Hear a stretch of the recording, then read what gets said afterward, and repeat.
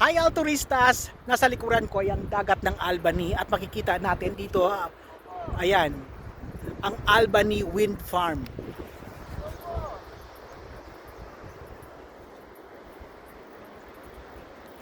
Ayan, nasa tuktok ng bundok ay makikita natin ang mga windmills.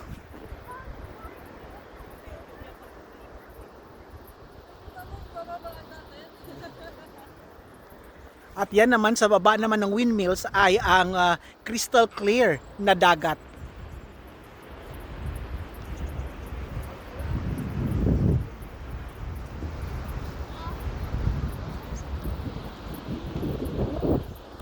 So kapag nandito ka, talagang lakad ng lakad ka talaga para makita mo ang kabuuan ng windmills.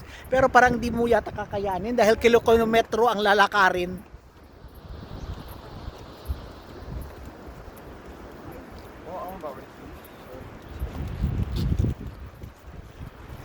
Tapos matindi pa yung sikat ng araw at mainit at hindi ko alam kung paano ko i-explain pero parang penitensya ito.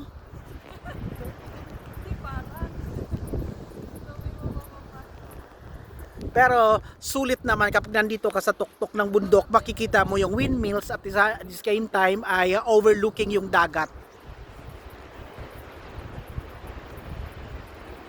So ito ang Albany Wind Farm.